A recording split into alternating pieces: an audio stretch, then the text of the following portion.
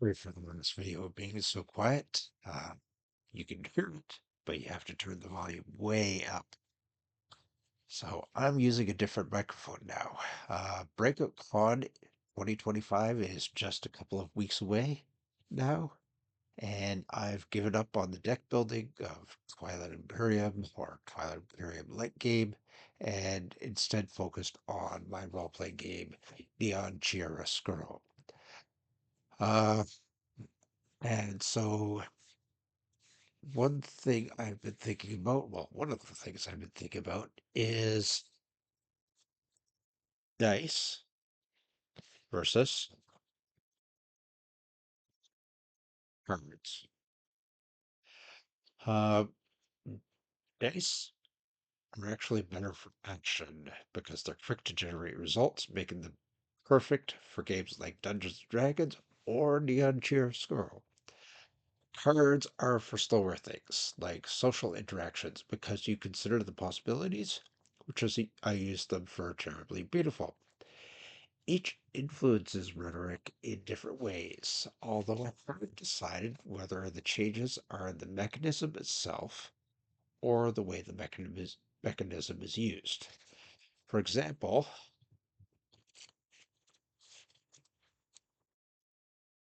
Weapons of the Gods has a situation in which you can actually save some rolled dice for later use.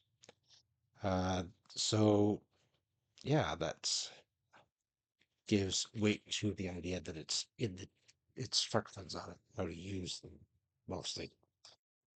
Um, on top of that, I recently watched a video on stats in games, both tabletop games and computer games. I'll link in the description below. Uh, that a video maker actually talked about different philosophies and ways to make stats. And he made it for was making stats for his game Saul. Uh, Unfortunately, I'm not making a game make focused on a particular activity. So it's because Saul is focused on fighting, therefore he was able to create a list of special powers and basically build the stats that way. I with Neon Chiaroscuro, it's not so focused on fighting. Um, it's a combination of stats and and skills aren't necessarily connected to one stat. Thus, hard is used when engaging in construction and building, while sharp is used when looking at a building's flaws. Both involve construction.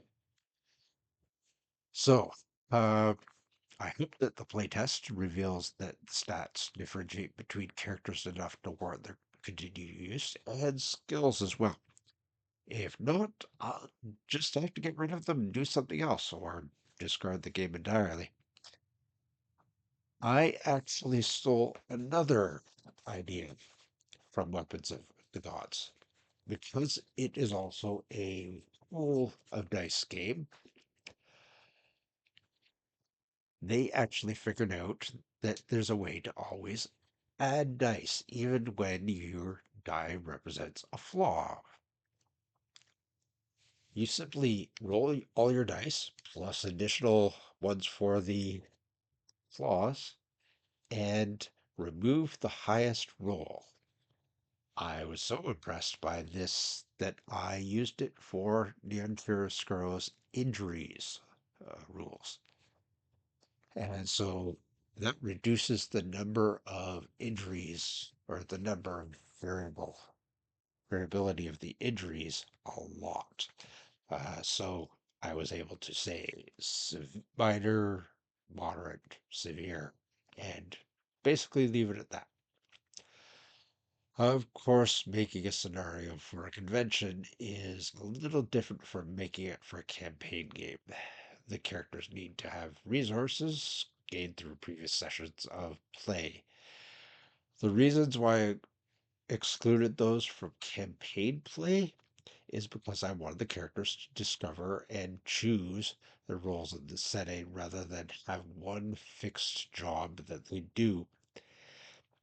Convention play, at least the sort of conventional play I'll be running, has to be fixed. The characters have to have the resources, specifically the contacts, relevant to the scenario. Is there a way that I could do some of this in game?